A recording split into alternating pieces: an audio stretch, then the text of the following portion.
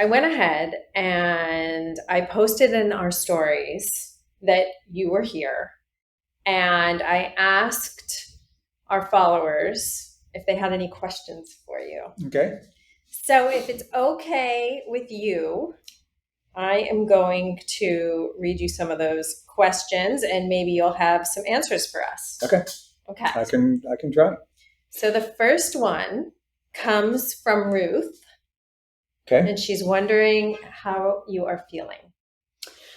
Hi, Ruth. Hi, Ruth. I'm good. I can tell you my hair is back, that kind of thing, mostly anyway. So to anybody else who may not realize, I've had a heck of a journey this last year. August 24th of 2022, I had unbelievable, excruciating pain in the belly. So being the stupid dude that I am, I endured that 3 times before I decided to go. I promised people that, okay, if it happens on the third time, I'll go into a doctor and have them poke around a little bit. So they did, and they ended up sending me out for a CT scan and that kind of stuff. So it took me a total of 8 times before I finally got into ER because it was the worst that it had been. One of my issues, the dogs that I have are not your regular dogs, so they can be a little feisty, so and flight risk and that sort of thing. So having somebody that I trust to take care of them, it just hasn't happened. I've never had the need. So you looked over your own pain and well-being to keep your dog safe, basically, is what you're saying. Yeah. Okay, that's all. I just wanted to clarify that for anybody who. It's kind of a weird thing too, because like even the doctors had said, "Why do you not have any medical history?" Oh. And well, because I don't like coming into you guys. That's why. And it's not like I'm afraid of it or anything like that. I have like broken my own bones and set them myself in the field. Okay. It's a little rough, one of my hands I didn't do quite as good a job on as the other ones because there's a nice little bent. Oh yes, there is. Big bump right there. Anyway, I don't know. Hospitals and doctors are for people who need them, and apparently by the 8th time, I finally realized that I did need them. So ultimately, they split me open, got a couple of pairs of hands in the spaghetti, and realized that what was happening down there was that I had a tumor, and it was doing all kinds of calisthenics, with my intestines. So they cut me open and took it out. Diagnosis was mantle cell lymphoma, which is kind of a rare and aggressive version of a cancer, but it's also fairly easily treatable if they just go at it with both barrels. So they did. During that whole time, going through chemo and stuff, I had no idea what it was going to be like. I've heard a lot. I've had friends that had cancer. I've got parents that had different types of cancer, that kind of thing. But I didn't know how it was going to affect me. So I put some things in place, and you actually came and got my Charlie, and I got plans worked out for another one of my dogs, and so we just kind of shrunk it down to something that I figured I could probably manage. The easier of all of my crew. So in that time from August 24th until December 16th, when the staples were removed, I'd lost 45 pounds. Well, I mean, I don't have 45 pounds to lose, so you can imagine what that might have looked like. It was pretty horrific. So I got through chemo easy. Like, it was just an inconvenience to me, which I honestly felt horrible about when, I see other people, Yeah. So anyway, during that process, there's a funny thing about being injected with poison. It's the fine balance of we want to kill it without killing you. And one of the side effects of some of the meds that they had me on was they can cause irreparable heart damage. So I had known early on that the first CT scan picked up something in the heart. I'm like, whatever, get out of here. That's not what I'm here for. And I felt good. I'm fine.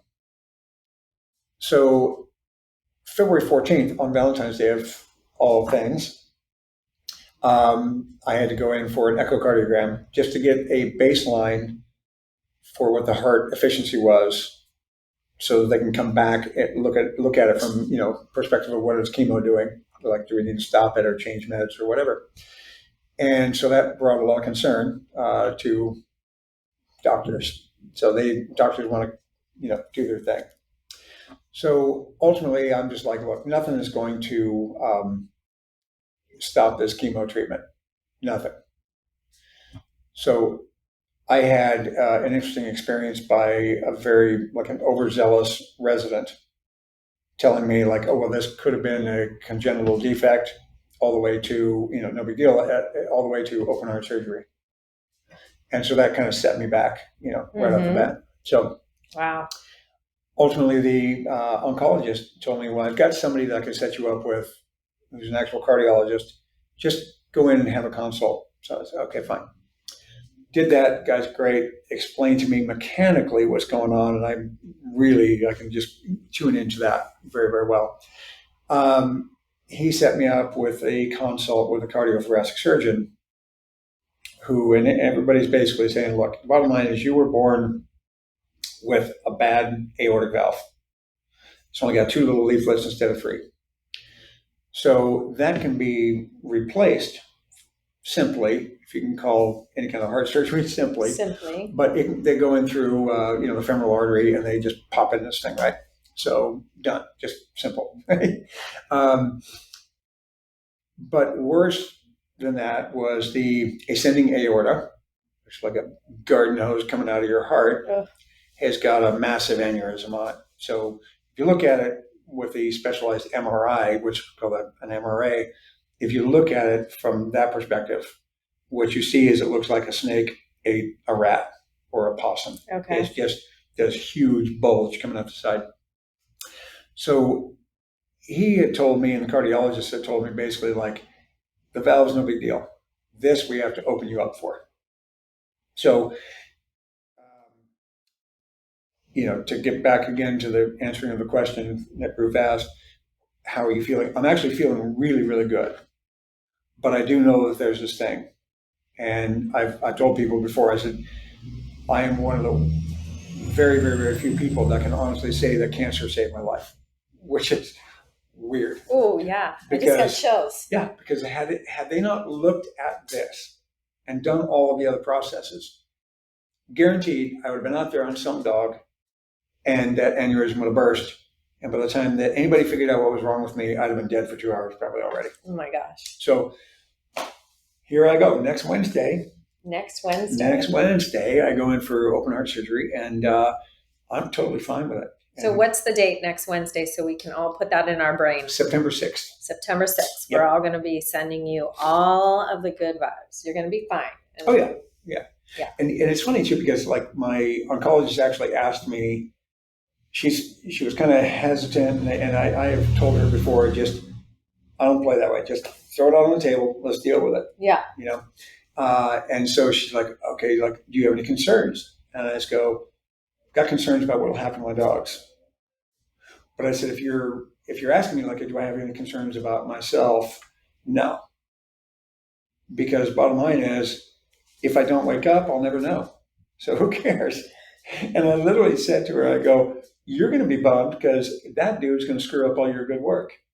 And she just kind of goes like, dude, oh my gosh. You're one of those special ones, aren't you? But I mean, that's just kind of how I look at things, And I realized that, through recovery, in fact, that the surgeon is actually chief of cardiothoracic surgery. So I do your thing, right? He said basically the recovery of open heart surgery is going to be a lot easier than my abdominal surgery was. Okay. I'm like, okay, dude, all right, I'll take your word for it. Bottom line is I know that I'm going to go through some suck before everything gets better. And I'm pretty convinced that on the outside of this, 3 months down the road, I'm pretty much going to be unstoppable. So you are, because you told me this, you're going to be kind of laying low for about 3 months. Yeah. So you're going to get to all of these recordings. You're going to get to those. Yeah, we'll get to it. Yeah. Yep. I mean, so much of it just depends on, how I'm actually feeling. And Yeah. I'm assuming definitely the first, like 5 hours, I'm not going to be doing jumping No. jacks, maybe 10 hours. Yeah. So they tell me. But no, a month into it, I don't know, I've never been through it before. But a month into it, I'm assuming that I'm going to be fairly mobile and, I'm not going out catching dogs or anything at that time. But I might be on the phone telling people. You'll be on the phone. Probably so, because, that doesn't Can't see require you a lot not of, being on the phone. yeah. So thank you, Ruth. Thank you, Ruth. Yeah. Okay, so the next one is from Michelle.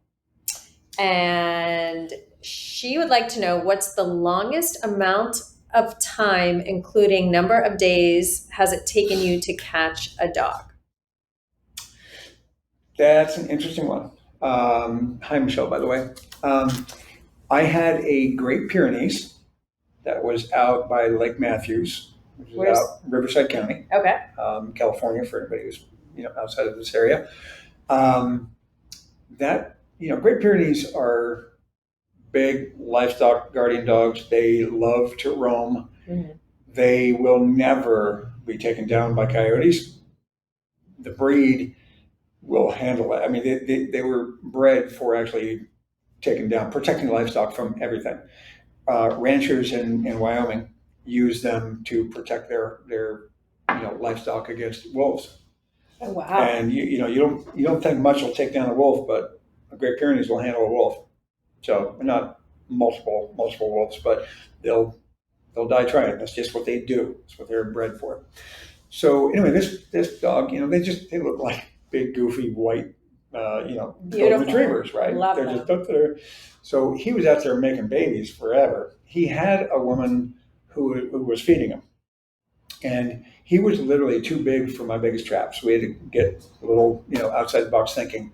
But that dog, because of the distances involved, took me 10 months to get. And multiple attempts and failures, and well, let's try this and let's try that kind of thing. And the way that I actually captured him was getting a pee pad from a pregnant female, or I'm sorry, an intact female, and she peed on it, and then I buried that in the sand, and he was just all over that and forgot about maybe where I was. So we got him. That's pretty genius. Yeah, so I mean, we have to get super creative. Yeah. Sometimes. Pet recovery specialist. Right. Yeah. Yeah. So 10 months was that. My boy Charlie took me 8 months, but part of that was also his girlfriend was a coyote, and I needed to make sure we waited out that 58 days so that we could make sure that if she did have pups, that she and her pups got caught along with him, because imagine how beautiful a black lab mix with a coyote would be, and the neighbors would scoop them up, and that would not be good. It would not be good having little kids and that kind of stuff playing with a coyote mix, because they're not your regular dog. Although their daddy, Charlie, is the sweetest boy in the world. Yes, he is. And he's now happily adopted here in Los Angeles. Yep. Yeah. Oh boy. Yes, he was your boy. Yeah. Yeah. So anyway, 10 months was the longest. Okay. They don't normally take that long, but they can easily take a week sometimes. Sometimes it's just a matter of a couple hours. It depends on the environment. It depends on a lot of things, but they can easily take a week, sometimes more. I'm here to vouch for that. Yeah. A couple of times, but we got him. Yep. Oh, we yeah. got him. Yep. Thank you, Michelle. Yeah, thank you. Okay, the next one is from Melissa. And Hi, Melissa. She would like to know, how and when did you start doing this? Well, I think in the capacity of doing it 24/7 was probably 2013-ish. Okay. Somewhere in that range. And I mean, ever since then, it literally has been 24/7. Yes. So, and it was one of the earlier ones that I can remember was a group of 23 dogs that were at Cal State Dominguez campus. And we went in there and got every one of them but one. Do you know where the one is? Interestingly enough, he broke out of an area that I had set for him, so I named him Buster. Uh-huh. And he just busted, just used his big old friggin' head to knock down everything in the way. Um, my belief is that one of the maintenance guys at the college, and that's where they were always back in the maintenance yard area and on the bluffs behind. Um, I believe that one of those guys had actually got him and took him home. Oh, good. We're gonna believe go- that too. Yeah, I like that belief. Yeah. Because I know that he would have come back. Mm. He would have been seen again. And there were several of those guys who were trying to catch him, Mhm. and there were a couple of people who said, "Oh yeah, I can hand feed him." Okay. And our response to that was always like, "Put a leash on. Yeah. Why don't you want him safe?" "Oh, well, that's my buddy." "Yeah, okay." So I think he was caught. Good. Yeah, and taken home. So, but all the rest of them were good. Oh, So, good. yeah. Yay. Yeah. Thank you, Melissa. Next, Jody wants to know. Actually, she says it's not a question. Just a big hug to the greatest guy in the land. Hi, Mike. Hi, Jody. Jody. I've hugged him for you today, Jody. Don't worry. She did. She did. Yeah. I worked with Jody once on a cat. Okay. She saw a cat, and don't have me go get cats. Cats are a whole different thing, and you could go 24/7 on cats. Well, Also. you just got a cat in Pennsylvania. I know. Remotely. I know. I get this picture one morning because we'd been talking about Pennsylvania and this woman he was helping with a kitty, and then the next day there's a picture of a cat in a carrier. Yeah. She got the cat. Yeah. But so I met Jody. There was a cat that apparently, as we went through this process, we realized that the cat had been there for years, had been left behind by somebody in the neighborhood, and then was there, and this cat ended up having some cancerous tumors in the mouth, and that was really what drew her. Like, oh my God, we've got to get this cat now. And so I went up, and in fact, that was probably September last year. Okay. In fact, I'm almost positive of it because that night, like it was the next day, was one of those situations where my belly went back into, and she was like, I told her like I'm not really feeling well, but we're going to do this. We're going to get the cat. So, yeah. So anyway, but there are times when it's better to capture an animal, and she made sure that all the testing was done to see if there's anything that could be done. And when the answer was like, it's just too far, too far gone, then a decision was made. And imagine what the end would have been like had we not. You did a mitzvah. Yeah. I mean, that.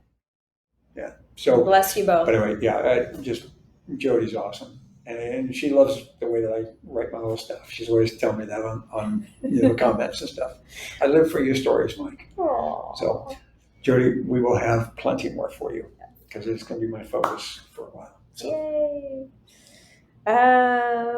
Okay, so from Miss Piggy in SF, I'm assuming San Fran, just want to thank you for all you do. Thank you, Miss Piggy. That was Kermit. And then Ms. Witchy Bitch, I like that name. She says, no question, just a huge thank you, he wrote. Thank you for that. When we talk about this, that's a hard badge to wear. It really is because it's not comfortable, So, but thank you. I think when it's your purpose in life and your passion, there's not even like one little inkling of like why you're doing it. As far as heroism or anything like that. It's just in your blood. It's in your brain, and you feel like that's why you were put here. Yeah. I know that with you, like, just working with you now and actually having gone through your health woes, ups and downs, your dogs are your everything. Yeah. So, and anyway. Yeah. don't want to get too emotional, but Step it. yeah. No reason to. Yeah. So thanks for the questions. Yeah, we'll definitely do more Yeah. at some point. Yeah. I'm going to be putting this in our stories, so I'm going to give you guys an opportunity to continue asking Mike questions because these are really great questions and comments, and you've got answers for Yeah. days. No, I don't think that if somebody asks questions right now, it may take a while for us to, because just like this, right? Yeah. So okay. So yeah. Couple weeks, however long, months. Who knows? Who Yeah, knows? who knows? We're not going anywhere. Yeah, but I mean, certainly this is something we can pick back up again, and I'm definitely open to answer whatever questions Great. anybody has. As far as the responses to them go, that would be the question: is like, when's that going to happen? I don't know. We'll work on that. So she can interpret for me. Thanks, guys. So thank you.